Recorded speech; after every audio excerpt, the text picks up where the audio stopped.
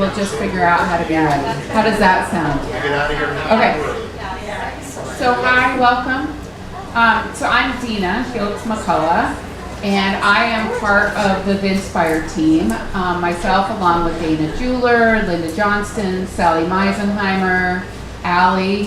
Where's my good friend Allie? Allie is also part of our, what do you call us? How many we are? Our squad.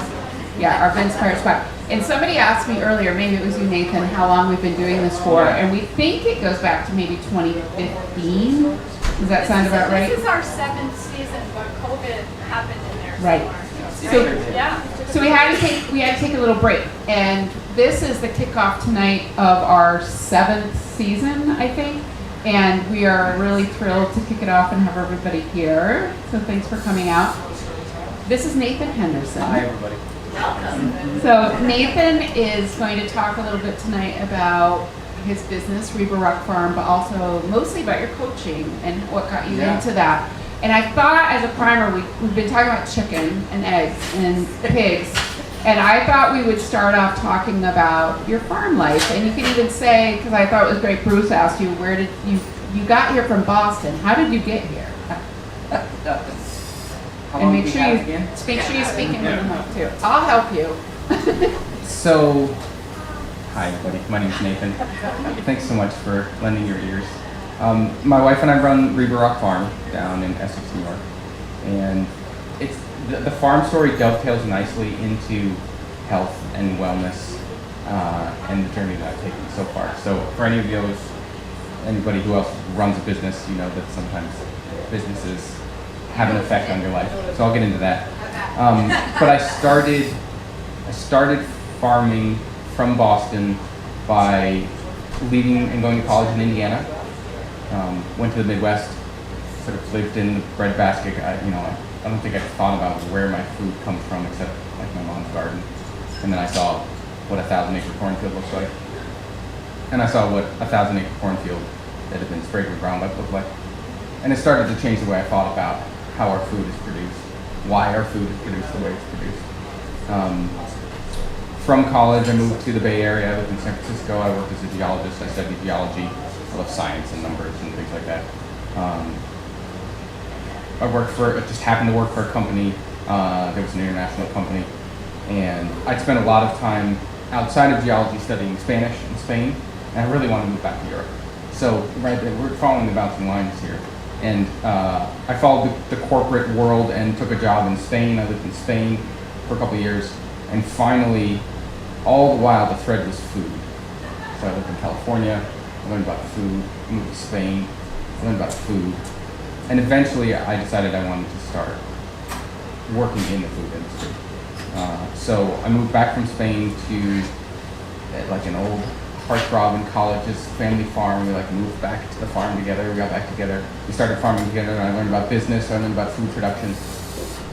And from there, when this lovely woman and I broke up, it was clear who was leaving the farm since it was her family farm. And I moved on and eventually settled here in Essex, just south of here, and met my wife and started. Wait.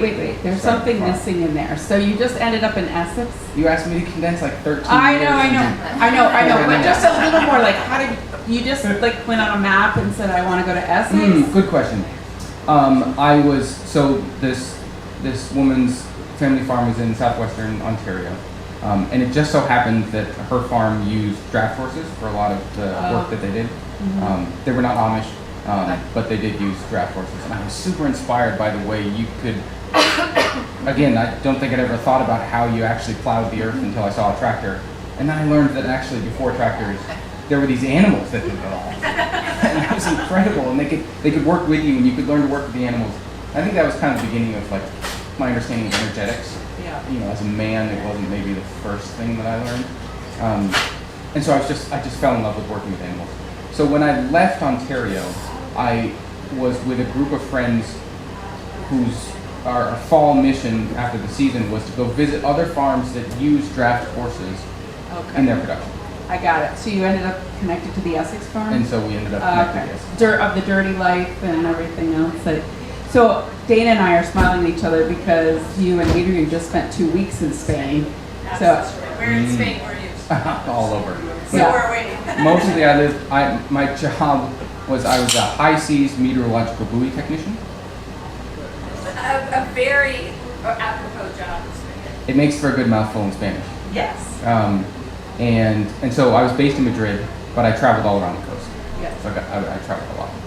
So you end up here in Essex with the love of your life on a nearby farm, which is really a lot of what, if you follow the growth of farming in Essex County, and really the vibe in Essex County is so cool, because if it isn't, you're working with animals, Essex does, they do grains too, and then you've got all the creameries and the cheesemakers and everybody else that's going on. It's a very fun vibe in Essex County. Yeah. And I know, Bruce, we were just talking about the cheese that was from Sugar House that I had to get the name of to send to you so that you could get the cheese.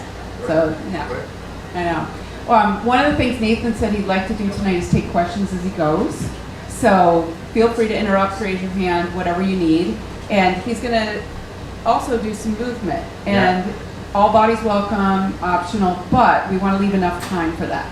So if somebody can make sure that I don't get on a roll, I think if we can make sure that we leave, Dana's on it, that we leave time for Q&A even at the end, but if we leave about, how much time do you want for movement? There's never enough time. Okay, 30 minutes? 20 minutes? 30 minutes, great. Okay, I'd say 20 minutes minimum. okay, Got it. great. So Dana's got us too. So Nathan and I got connected to each other because there at Pinnacle Yoga, there was a class that was being offered, and it was not just yoga, it was actually more about, you were featured, and Racy was going to be there, and you were going to talk about healing from back pain. Yeah. And I was so curious, because I've had back problems for a long, long time, that you could heal from back pain. And I went to the class, and it was really interesting to meet you. And then since then, I had you come and speak to our business, Yeah. and I followed you, and we've started buying your chicken and your bacon and your pork and everything else, and really have changed a lot of the ways that we consume food and think about the kind of things that we put in our own bodies too. Yeah. And since then, we've also hosted our first retreat on the farm. Right. So it really kind of marks the beginning of a new way of thinking about health for us as a business that promotes health through food, but also taking a look at the human perspective of health. So then, so you have this great farm, but then you had an incident in your own life, Yeah. which is how you came to coaching and having a retreat. Can you tell us a little bit about what you can share, what happened? Yeah. Okay. Just looking at the clock again. I gotta condense a long story into a short story. I think the synopsis, the cliff notes would be, I was living a life intentionally around health, right? I got into farming as a business for the health of the land that we use to produce the food, for the health of the eaters, and for my own health. I wanted to live outside, and I had a desk job, and I wanted to live the life that I wanted to live the change that I wanted to see in the world. And so that meant that I exercised every day, right? I ate incredible organic, homegrown, local food, right? It was as local as it could possibly be. I was checking all the boxes that I thought were the important pieces of what a healthy lifestyle looked like. Come to find out, I had a real wake-up call that health, for me, in my life, in my body, was more than just the food that I put in and the exercise that I did. And that really came to a head in the spring of 2021. So, for most of you who remember back the days of 2020 and 2021, it was obviously an incredible time for all of us. And I think a really personal time, right? Everybody had a different experience of that time. For example, in our household in 2020, my wife and I both run our own businesses. She's a consultant and helps on the farm. My primary job is running the farm. Our kids were 5 and 3 at the time. We relied heavily on grandparents and childcare to make our life work, and pretty quickly that all disappeared. I have a younger brother who is not married and does not have kids, and he was living in Boston at the time where we're from. And I remember the phone conversation where we sort of guessed, do you think this thing's gonna stick around? And he was sort of saying like, I'm single, I don't want to just move to the Adirondacks. But I was like, yeah, I think this thing's gonna stick around. You should just come up and like hang out in the Adirondacks. So my brother moved up, and just as a comparison, right, as someone who was telecommuting, who had no kids, and had, was in a budding new relationship, he had the most incredible year in 2020. Right, he rode his mountain bike every day. He did rock climbing. Right, he lived in the Adirondacks and he had a great paying job. My experience was totally different. Right, I had a tremendous amount of work to do, 2 young kids that I cared deeply about. Right, I had these 2 things that I couldn't quite figure out how to prioritize because kids were important, business was important. But what else could I fit in? And I'll tell you what, sleep definitely suffered. My relationship with my wife suffered. And I can say this in hindsight now, right? But 2020 was a year of pressure on all the systems. And in 2021, or at the end of the year, I've been struggling with back pain for maybe 10 years. The kind of back pain where I'm a physical, active person. Farming, being a man was kind of about endurance, getting through, and on the hard days I would have admitted, man, my back kind of hurts sometimes. But most days I'd say, I feel great. This feels great. And then every once in a while I'd have an episode and I'd be, my back really hurts, and everybody'd say, yeah, I know what that feels like. And then it'd get a little better and it would kind of go below the threshold of what was worth talking about, and I'd keep moving. But at the end of 2020, so the level of sensations that I was having in that part of my body was not doing its usual sort of roller coaster. It just kind of kept increasing. And as we came into the spring of 2021, I've been trying everything that I knew because I had developed sciatic pain. So previously I'd only had experience with sort of muscle soreness and tightness, and maybe I couldn't walk or lift something, but in hindsight that seemed pretty manageable. So I developed this pain in my leg, and I was kind of like, what does the leg have to do with the back? And it was affecting my ability to sit, to drive. I was standing up at dinner time because I couldn't sit at dinner time. It was really starting to kind of, maybe it was something I couldn't quite ignore as well as I had in the past. And I was trying acupuncture. I saw a chiropractor. I went and got a prescription to see a physical therapist. I was doing massage. I was trying everything that I could, including physical therapy through the hospital and insurance, including acupuncture from my friend down the street. And it wasn't getting any better. So in May of 2021, my brother and I took a trip to visit my grandmother, who was 98 and a half and had decided that she had a hernia and she had some health problems, and she decided, guys, I've lived 98 and a half years. It's been a good run. I think I'm good. So she decided to stop eating and drinking. She told her family, and she said, it's been great, and I'm good. So it was obviously an incredible, she still stands as an incredible role model for me and the acceptance of life. But at the time, it was obviously emotional. My brother and I went down and visited my grandmother and said goodbye in one of those ways that maybe you don't always expect to, where you have a conversation. And it was still 2021, right? There was masks on. It was its own experience. But I remember this sort of like a crack had formed in that emotional shell, and I remember crying, I remember talking to my grandma, I remember feeling, and we went back to the hotel, and when I woke up the next morning, I couldn't get out of bed.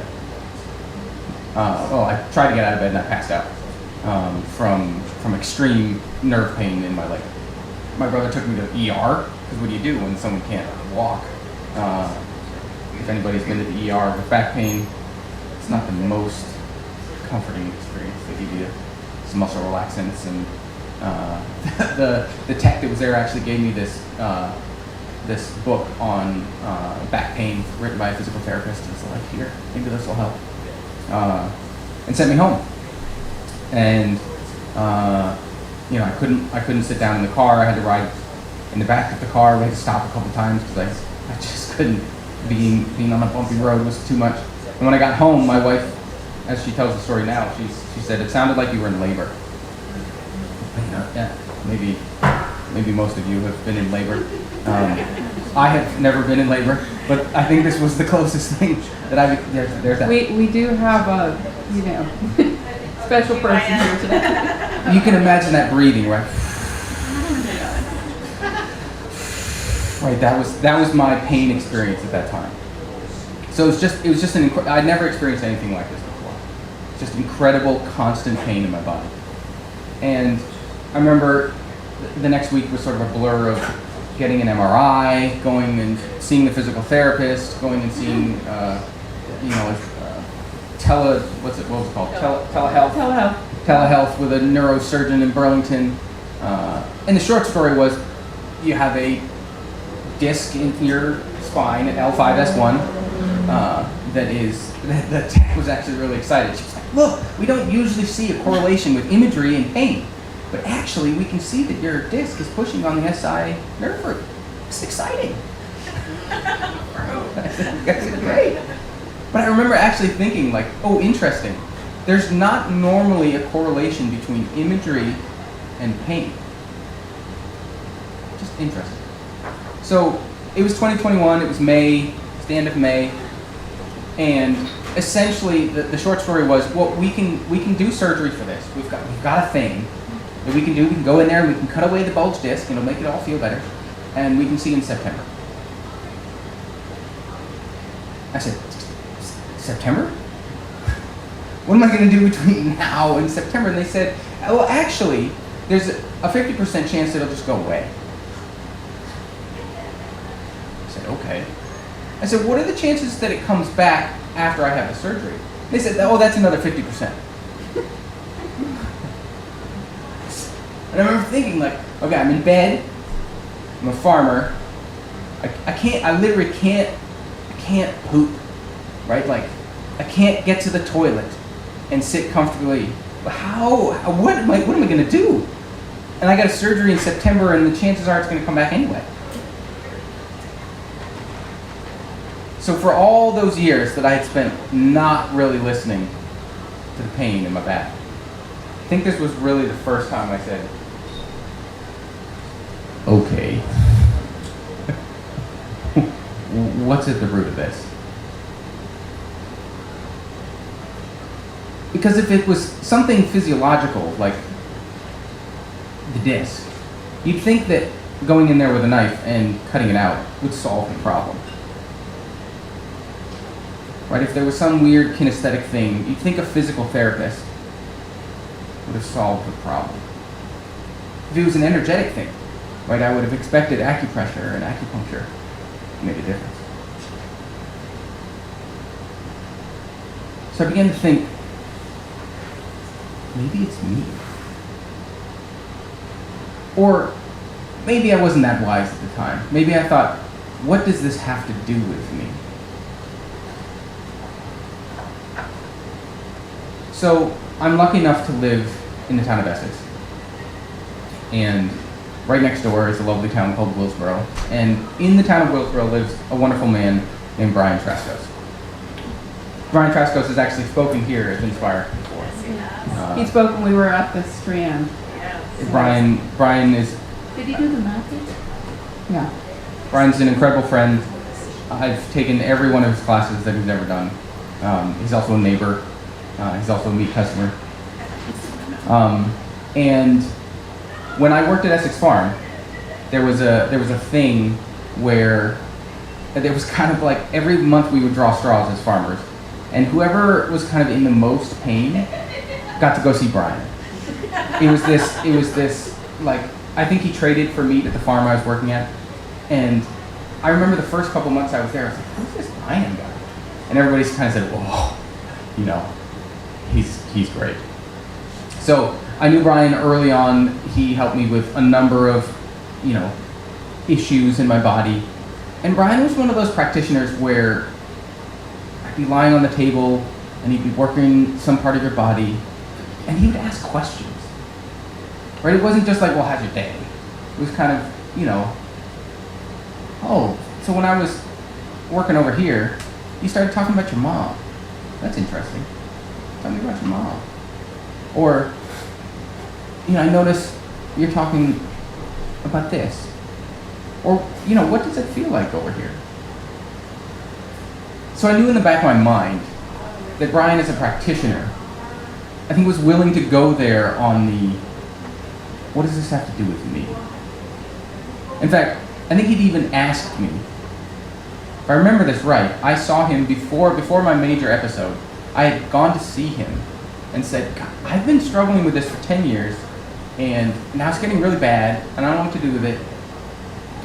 And Brian, I was just doing an interview with Brian recently, and he remembers talking about the root cause in that session. I don't remember it at all.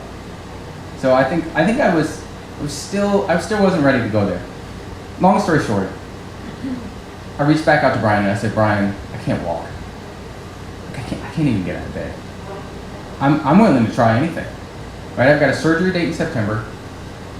What do I have to lose? So I started working with Brian every day.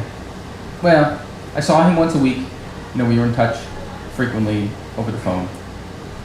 And I probably saw him first week of June. By the middle of July, I was walking again. By the middle of August, I took a hike in the high peaks. In September, I flew on a plane. And by November, I took a trip to Africa with my family, where I did a transatlantic flight. And I am grateful to say that I have not had any chronic pain since. Now, I'm not going to say that I don't have any of the same sensations in my body, because boy, those are important sensations to me. I learned so much about myself through what tension in my lower back feels like, that I have a very different relationship with that. I wouldn't say I have chronic back pain, but there are days when I do feel those inklings in my back. And I'm grateful for what they have to teach me every day. So, and that's a whole nother story. One of the things that I would love to share as well is kind of, you know, I glossed over what happened, Nathan and Brian working together. And I'd love to share a little bit about some of the science and some of my own experience, and kind of weave it in with what I've learned about what actually happened to me. Because as I came out of this experience, Brian sat me down and he said, as a practitioner, this has been one of the most amazing and fulfilling experiences of my career. You know, the degree with which you've taken this on and you've healed is just so inspiring. And at this point in Brian's career, Brian was changing from doing one-on-one work with people as a practitioner, and he was moving into training other practitioners how to engage with people on this level. And I haven't actually confirmed this with Brian, but I'm pretty sure I was one of the last patients he saw in this regard. So I went on to actually become certified in the programs that Brian teaches in. So there's a 6-week program and a 6-month program and a 12-month program, and I've done it all because, man, I just can't get enough. So what I want to share in the next couple of minutes is some of, as someone who's now been trained in the process that I went through, kind of pull back the curtain a little bit on not just what I experienced, but also some of what I now understand to be kind of the underlying principles behind what I experienced. And I really have appreciated Nathan's story in this. There's such a strong knowledge we know between the mind-body connection, and there's so much room for Western medicine, complemented, if you believe this, by other modalities. That, I mean, there's a reason why we have both in our world. The reason why you're here tonight, not only because of your story, it's also just to say, for many of us that are sitting here, myself included, what else should I be tuning into, and what tools do I have readily available in my toolbox that I am not paying attention to because I have this thing to do or this other thing or something else. This is a pause for everyone that's here. We've got, I know people nodding on us going, I'm here from, Toronto because I happen to be here anyway. But the chronicness of it, and as you're relating it to something from your past, that I really appreciate the privacy of that. And yet, whatever traumas that we hold on to, we have a way of, what is it, the body keeps the score? Body keeps the score. So if anybody's ever read that, and I know Megan, you have too, I believe that to be really, really true. So how do you want to do this? Do you want to talk a little more about the science of it? Do you want to do a little movement, or how do you want to do Help that? me remember, what's our time check? I could go on forever. So we can also, you can do a little movement, and then you can talk a little more if you'd like. That seems fun. You want to do that? Should we do a little movement? Can I just ask a question? course. I don't even know if it's a question, but we're talking about your chicken and how good it is. You weren't saying that. Other people have been saying, and I think you hear somebody say something and you're like, oh, that sounds good. Then somebody else says something. Then you meet the guy that grows the chickens, and you're like, oh, okay, wow. But you said earlier that your grandmother passed away and had this really wonderful, significant life, and then the next day you couldn't move. Yeah. And I guess my curiosity is Brian. He did my motivational mapping. He has such a beautiful touch that you're open and willing to listen because it doesn't feel oppressive or like you failed, Sally, you suck. Like you really hate bureaucracy. I know that. But I think that so at some point you're just saying the body and the mind are like working against each other sometimes, and even though we're living this pretty good life, we don't even know because we're trying hard, and then you can meet people that kind of crack you open, and it makes it okay to say, oh, okay, I'll try something new. Yeah. But you really feel like emotional and physical health are super related. Or that's what I'm hearing you say. Absolutely. Okay. And I think to Dina's point, I want to share with you that experience, and then I'll kind of loop back in and talk about what we just experienced. So, as a primer to what we're about to do, we're going to move our bodies. Any body's welcome. Any position is you can do it in seating. You can do it lying down if you want to. You can stand up. Okay. They don't even know what they're going to do. They don't even know what they're going to do. Don't worry. It's not that weird. It's going to be okay. It's not that weird. It's based in Qigong, which is a ancient martial art. Essentially, we're moving our bodies, and the goal of what we're going to do is balance our nervous system. I'm going to talk about what our nervous system is. I'm going to geek out a little bit for you guys after this. But the point is, what does it feel like? Because we all have different bodies. Right? We all experience something different. In fact, that's part of the human existence, the human experience, is what we experience. So I'm going to lead you through some fun things. It's going to be easy. It's going to be funny, and maybe a little profound. And then we're going to sit back down and we'll talk a little bit about some of the science and some of my experience. So, I invite you to stand up. I'm gonna be crazy and invite you, if you have easy summer shoes, to kick off your shoes. You don't have to. We're in a public place. I'm gonna take off my shoes. And wiggle around a little bit and like reach your arms out to the side and see if you can find a spot that you can not bonk your neighbor. I'm gonna put the mic down so that I can move with you.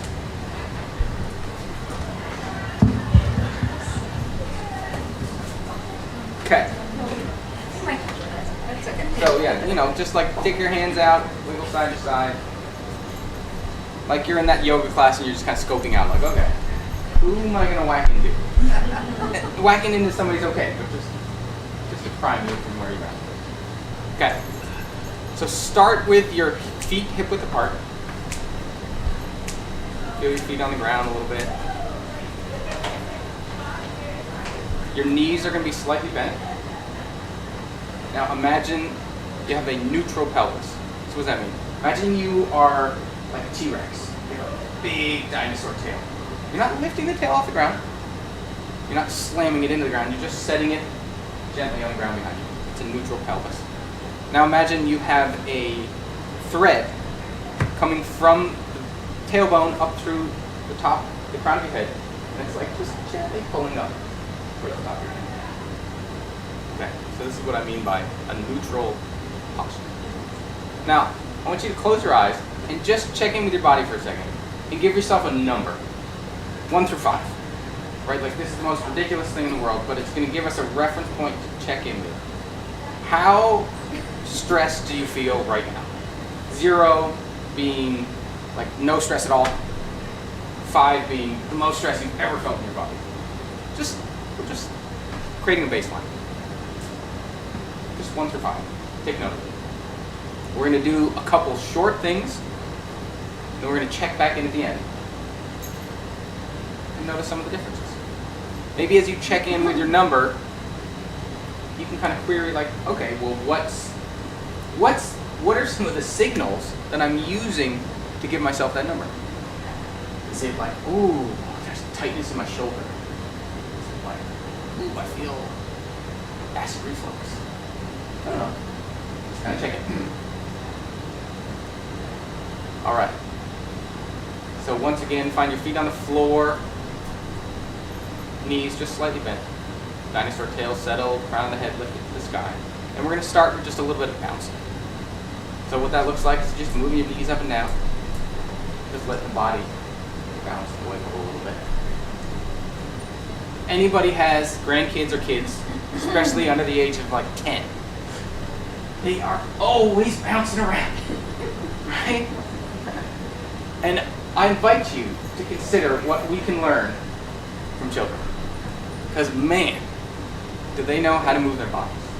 So kind of imagine your kid who's like waiting in line. He's like, oh, I can't wait, right? Like we're doing that kind of bouncing, right? It's like we're balancing our nervous system. That's what they're doing. They're feeling something in their body, and they're creating a little balance by like, right? Just a little bit of that balance. As you're bouncing around a little bit, just kind of check in with your joints. Gravity does amazing things. You can feel a loosening maybe in the shoulders as you bounce from one side. Maybe a loosening in the other shoulder, down the elbow, into the wrist. Gravity's an amazing thing. Okay, now we're going to take our hands, and we're going to start tapping on our back body. So just back here somewhere. Just kind of reach up towards the ribs a little bit. I'm using my knuckles. You can use the flat of your hands, whatever works. We've got incredible tools at the end of our arms. Now bring your tapping down, kind of into that lumbar, upper hip area. If anybody has back pain, maybe over this area. So we're not looking for pain or that, ooh, ouch. We're looking for that, feel. So kind of, remember you are your most intuitive masseuse, right? If that masseuse is tapping too hard, you just tap a little less hard. Now bring your tapping down into the butt. Look at those big muscles behind you. Let them wiggle a little bit. Think of the kids again. They love to wiggle. Okay, bring your tapping down the side of your legs, into those quads. Now we're going to bend our back a little bit, so whatever feels comfortable. If bending all the way down feels good, great. If it doesn't, stay where you are. Bring your tapping down your knees, all the way down to the outside of your ankles. And if you can see your toes, try tapping your toes too. Kind of tap each spot in between each toe. Just letting your breath out.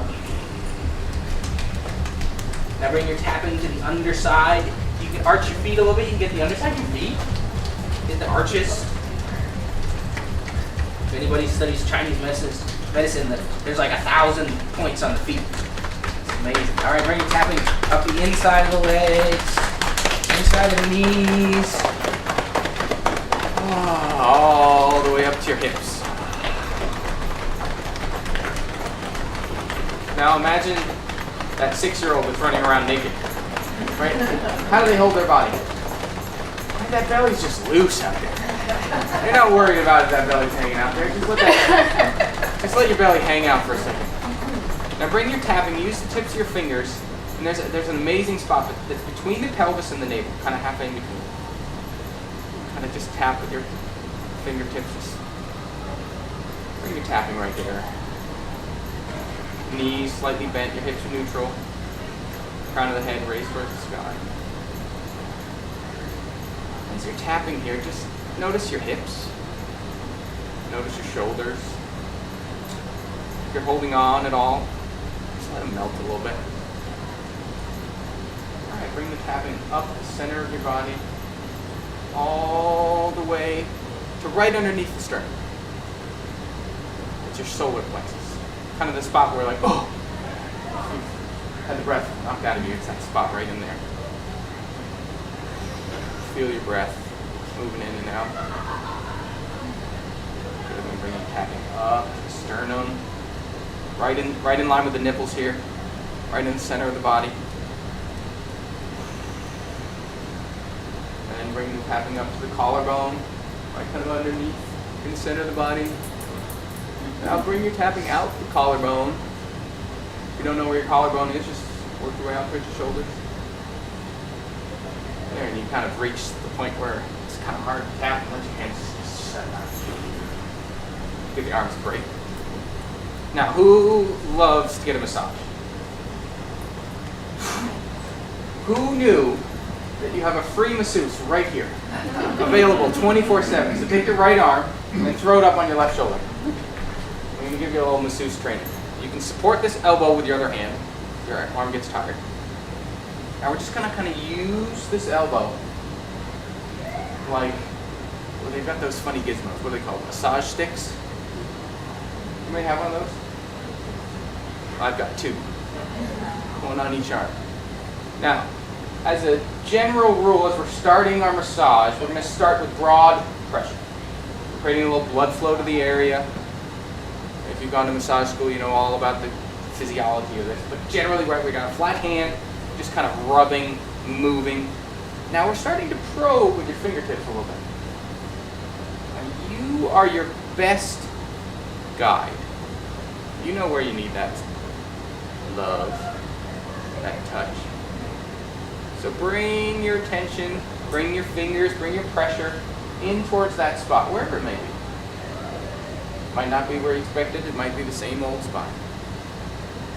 Circling in until you can kind of settle in to a nice pressure in that spot. As you settle in, one more time, check your knees, check your hips. Take a deep breath in. As you let your breath out, let that spot melt just a little bit.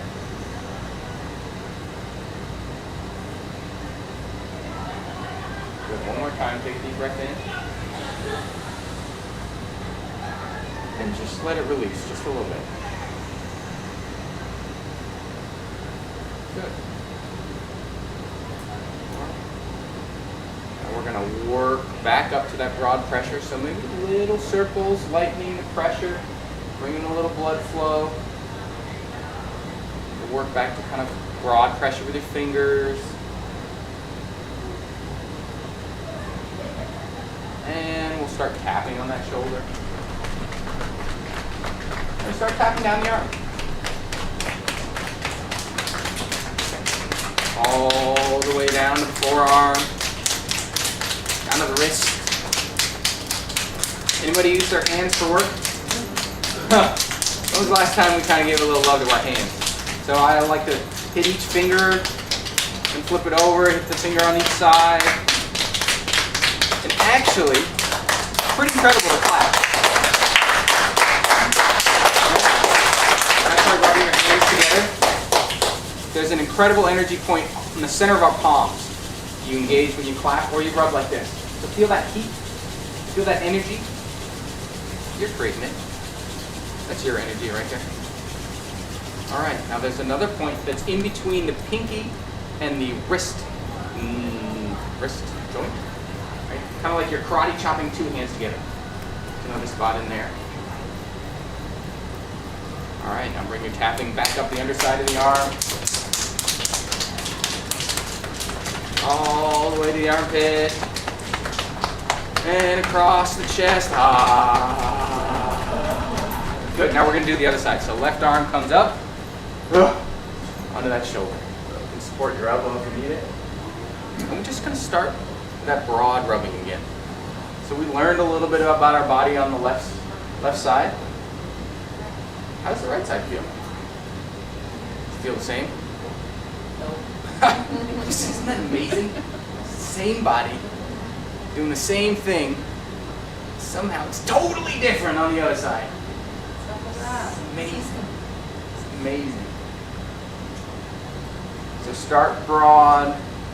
Start with broad, constant pressure. Using your fingertips to probe around. We're curious. Wondering what's going on in there. As you're finding that spot, let your fingers dig in.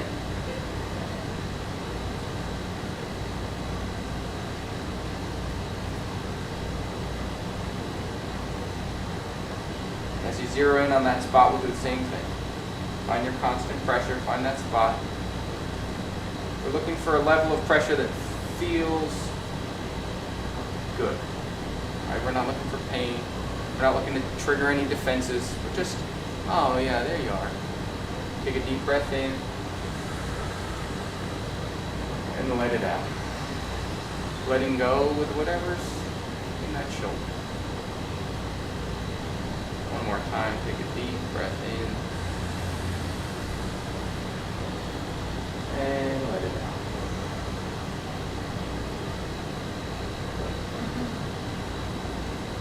Alright. Start rubbing again, broadening the pressure so you can tap on that shoulder. Good, and then bring that tapping down the arms.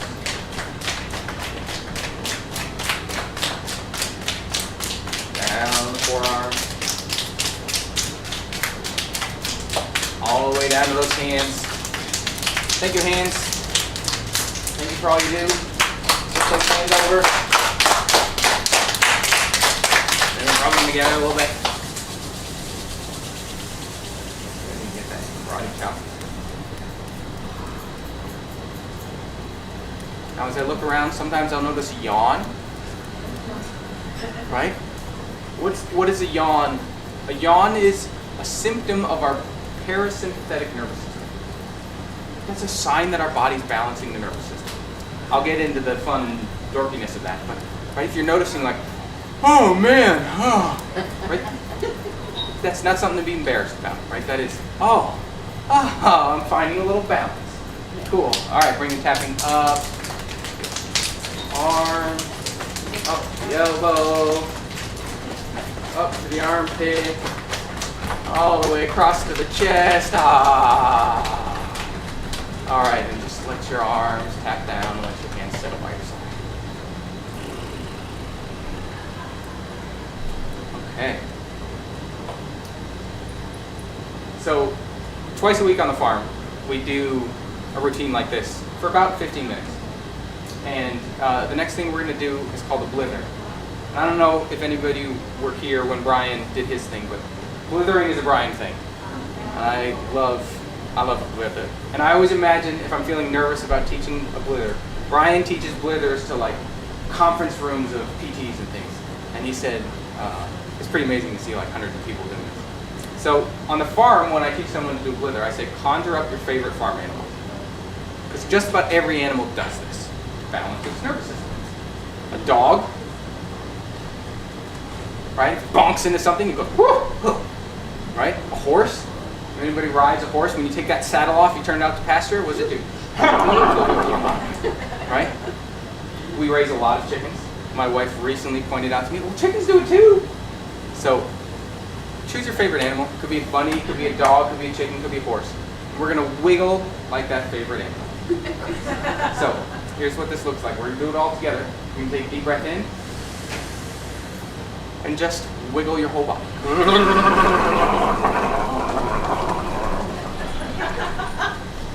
There you go. Now we're going to do it again. We're going to do it 3 times. So as we take our inhale, imagine there's a video of a Saint Bernard, right, where it's shaking and the skin is just wiggling back and forth. Imagine you're like that. Nice to take a deep breath in. Like you're just a rag doll.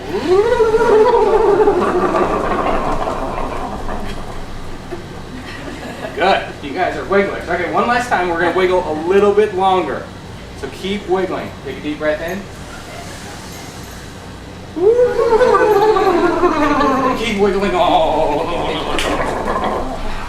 Good. Good. If something fell off your body, that's a good thing. You were wiggling. Didn't need it anyway. All right. So thank you all for joining me in this movement.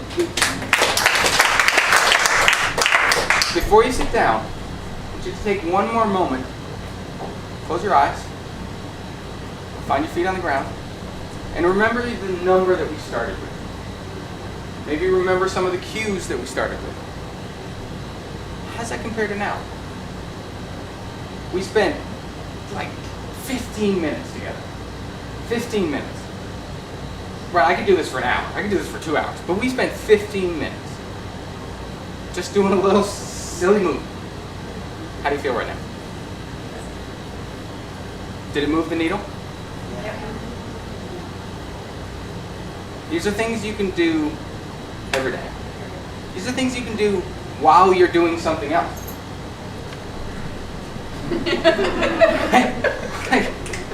I can cook while I'm doing this. I want to see Dana leading a HR meeting. Yeah. Think about the things that we already do that feel good. Dancing. Dancing feels good. And dancing's just like moving your body, right? Clapping, right? It feels good to clap. It feels good to celebrate something. The routine that we just did, I curate because they're activities that we can do while we're doing something else. There are little things that we can do. If you're on Zoom, it's incredible what you can do. Right? You can do so much tapping. They only see from the shoulders up. I mean, you could get all the way into this, but then they know what you're doing. So I just invite you to take any of this stuff home. Something that you can do anytime you need it. So, thanks. So, I know I took my shoes off. So one of the great things about being connected to River Rock Farm is every Sunday I get a little newsletter, and I know you're doing a podcast from the farm, but there was a great little story you shared a couple weeks ago where you were busy doing whatever, something had broken, I don't know what, but it was the well. All of the farm water had stopped working. And you weren't going to do your morning, you weren't doing it. And one of your staff members said, hey, we need to do this. And you first said, tell the story, because I'm going to get it wrong, but. Thank you for bringing it up, Dina. Yeah. So, it's a disaster, right? It's Nathan's worst nightmare. The well has broken. I've determined that it's the well that's way down in the ground. There's no water. It's hot. Everybody's thirsty. And this wonderful staff member just asked. Actually, it was like, hey, it's 10 of 9. We usually do this at 9 o'clock. I know you're super busy. I know everything's falling apart, but are we still, I love it, are we still doing it? Maybe? And of course I said, look, I gotta get the water working, like, no. And I turned to leave, and then I said, wait a minute, of course we are. Like, of any time ever to need to do this. Now, today's probably a good day. And it really was, it was a turning moment for me. I mean, I've been doing and practicing this work for years now. It changed my life in 2021. And it was a great reminder of how I'm still on this journey. It's still a practice every day. So we stopped. We have a little spot in the shade that we went down to, and we did our thing, and it changed. I'm sure that day would have gone differently if I hadn't taken. I've been up since 4, and man, And it was what, literally 10 minutes. So the well wasn't working. It still wasn't going to be working in 10 or 15 minutes. I went in deeper that day. I think we did like half an hour that day. But yeah. So even better. I just thought it was because the way Nathan writes, and one of the things that's so great about the stories you tell is you are so very self-deprecating about your limitations and what you know about yourself, and very real. Living on a farm lets you be really real about your living amongst the animals, and we've talked about the chickens that you raise and the pigs and how the kids name them, but yet they are the source of food. So it's just very intriguing to talk to people who are connected to the land like that and humble, which is how I would describe you. Nathan's here for questions. You can either ask him some other questions now, if he's also going to stick around for a little while. I know we have a gentle close. Does anybody have anything you want to ask in a group? Megan does. You mentioned the health of the land, and I'm really curious if you could talk about Yeah. Haha, thank you. Well, I would say that I'm still very much a student of what the land has to teach, just as I'm a student of my own body and what my body has to teach me. And so I would say what health of the land means to me is that to pull from the tradition of the Haudenosaunee Nation, who are the indigenous people of this area. Their fundamental practice was in gratitude and reciprocity, right? So the idea of we might harvest, but we also give back, and so that is a ambitious goal in production farming, and something that I strive to understand more deeply every day. So about what does it mean to, for example, we produce chicken, which chickens eat grain. We don't grow the grain. We buy organic grain from a supplier in Vermont. So thinking about where does that grain come from, and as a part of the ecosystem on the farm, the chickens apply the manure to, applies, it's a funny word, the chickens poop on the ground, and it gives incredible fertilizer to the grass that then the cows eat. So thinking about reciprocity in the systems within the farm, as well as the ecosystem within which we are trying to produce food. And I'd say the last piece of that, of course, is the humans as well. So imagining how this contributes to the health of the community that we live in. Great question. Anyone else? Where can we get your chickens? You can find our chickens on the farm in Reber. So we have a little farm store that's open 7 days a week. It's just a little self-serve thing, so sun up to sundown, 7 days a week. We also have a pretty cool website. I'll hand out some business cards here, and so you can order online for home delivery. So if you live here in Plattsburgh, we come up on Wednesdays, and we just have these cool little boxes, and we drop them off at your door. You can also order online to pick up at the farm. And places like the co-op do carry it. we've been enjoying the drive to Reaver because we like to stand there and go, what do they have? And then we read what you have coming up with. But Mark and I keep saying we're actually going to do the order online, but we've been nervous about it because we know it needs to be kept cold. We're very particular about that. So what do? You bring it in a box, and then the one that we had from the week before we leave outside, and you take it, so that we aren't just building up boxes of things, and they're on dry ice or ice, or That's a great question. how do you do that? It depends on where you live. To be the most extreme example would be if you lived in Florida. Yeah. So if you lived in Florida, we have these nifty boxes and liners, and the liners are essentially made from like cardboard. So it's a recyclable, biodegradable, insulated box. We put a lot of dry ice because Florida's far away, and UPS takes it there. Now, the people in Florida just recycle the boxes. For folks who live locally, we deliver the same day in those same boxes. But those boxes are like 1.5 inch insulation, and we've tested it, and they're good for 24 hours. Even when we feel like Florida up here? Yeah. Yeah, okay. Just checking, because Florida's relative. we're very conscious of, you don't want to fix one thing and have a new thing. Mark, we're ready, right, almost? Okay. And you not But only... I love the drive. Yeah. But But you have, do you have the eggs for delivery too, or are those only in the store if you have them? That's a great question. We are currently no, but we're working on that. Okay. So one of the things we figured out is how much either chicken, pork, bacon, whatever we eat over a period of time, and then we can figure that out now that we know how much we need. But if we're feeding other people in the house, we know we need more of the same. I'm like so we have family dinner Sunday night, and Is that a little wink that I saw? well, Mark made this really great dish, but he used all the chicken thighs, and then I'm like, what happened to all? He's like, well, we have those on Sunday. I'm like, you used up all my. Anyway, we have little things, which tells us that we have to plan for others too. But that's great. Yeah. Are you primarily just meat producing farm, or do you do vegetable? We do meat and maple. Yeah. And now we've started offering retreats. So we just completed our first on-farm retreat last weekend. It's pretty amazing. Totally different offering than chicken in a bag. But man, it was really cool. We got to eat the chicken, and it was a facilitated. So you do the full dispatch and everything? We do the full dispatch. Yeah. Okay.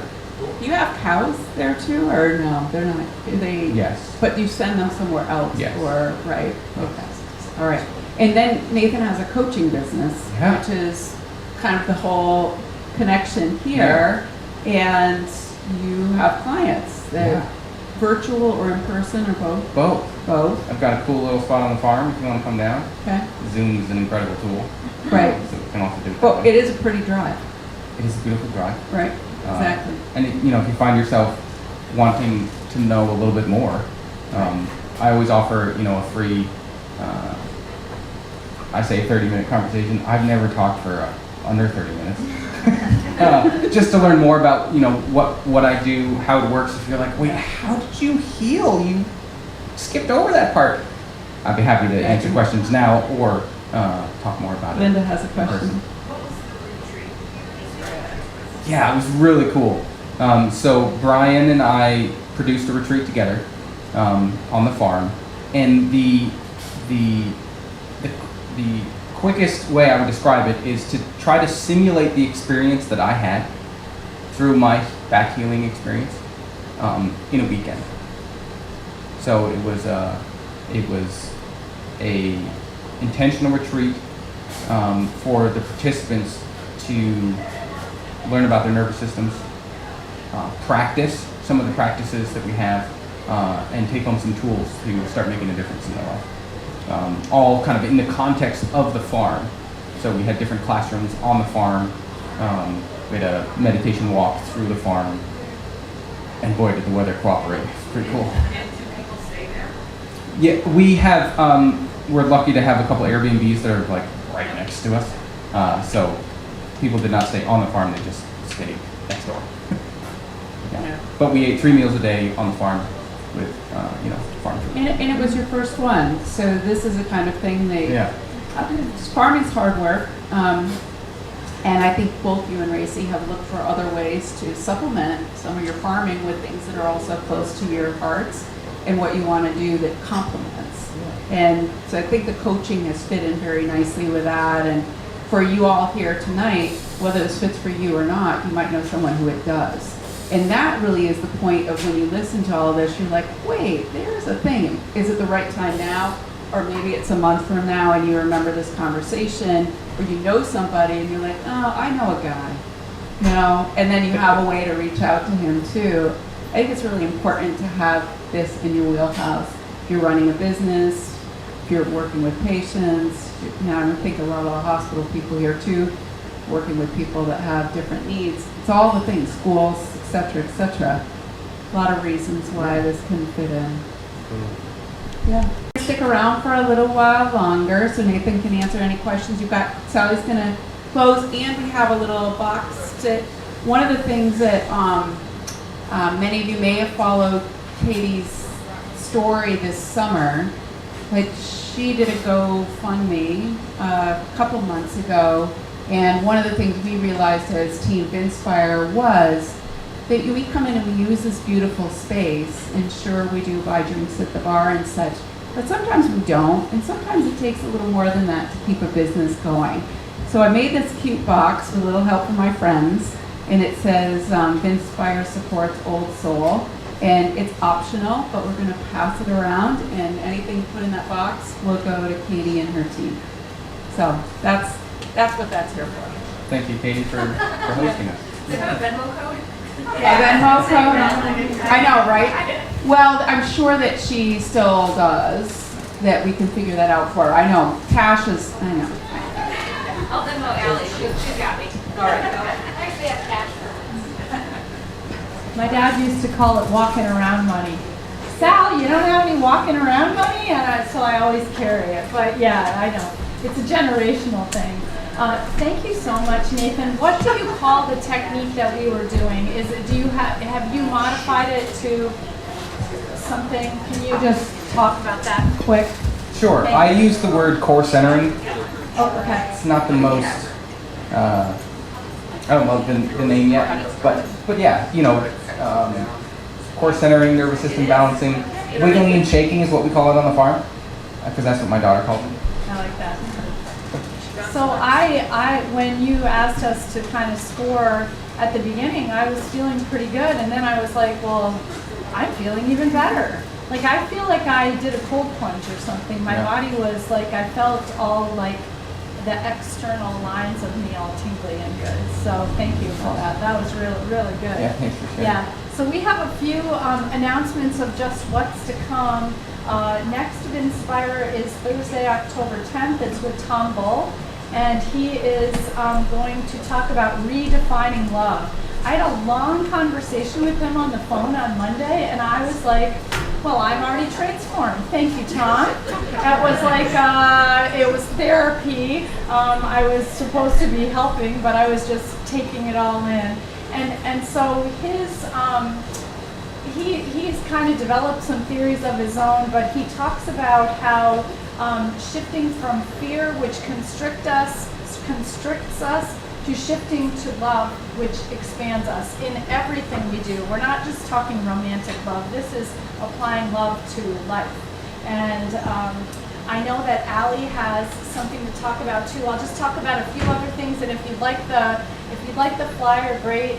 We've been holding at our church. You can always see the steeple up by the Strand.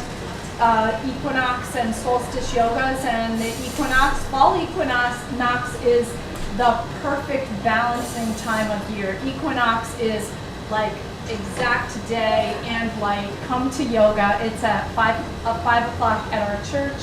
It's by donation. I've got a flyer for that.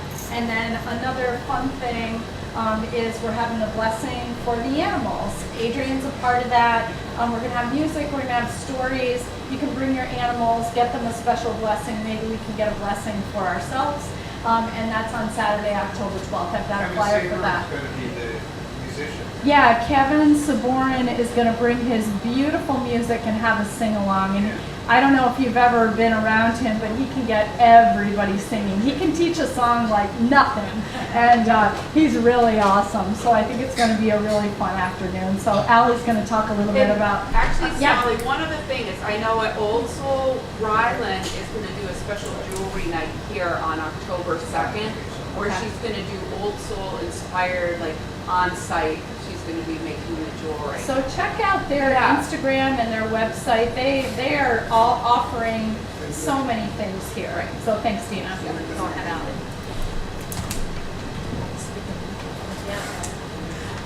In a week, on September 26th, we are having an event at the Strand. It's called Screenagers. It is a viewing for, if you're in the school systems, students K to 12 and their families or grandparents. And after, it's all about social media, screens, what is that doing to us, what is it doing to our children, how we can navigate this process as families and community members.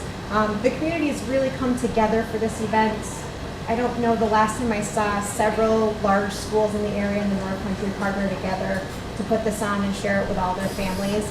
And then we're going to have a discussion with Dr. Aaron Stewart, the Chief of Psychology at CBPH, as well as Chris Smith, who is an FBI task force officer out of Albany with child exploitation. So it really is a very exciting event. There's going to be several tables for additional information on safety, as well as other community agencies that have free offerings as an alternative to screens for our youth. So 6 to 8 at the Strand, it's going to be really awesome.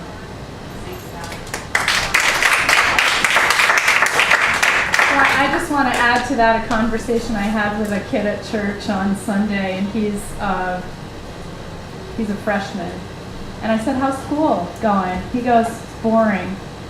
I go, "Why is it boring?" Actually, he's in 10th grade. He goes, "It's boring because we can't have our phones in there." And he goes, "And the teachers, they just ramble on and on and on." And I said, "You know, Jake, I think the reason the teachers ramble on and on is because you've been distracted and haven't been plugging into them. And if you really get plugged in, I bet they won't be distracted, wondering what you're doing on your phone." But anyways, phones That was are, a great yeah. line. Oh my gosh, yeah. Hey, so thanks for coming October 10th. If you're not on our email, please let us in. We'd love to send you our email. Dana sends it out a couple times before it happens, and we'd love for you to just share this with people. You can see how valuable this was. Thank you so much, Nathan.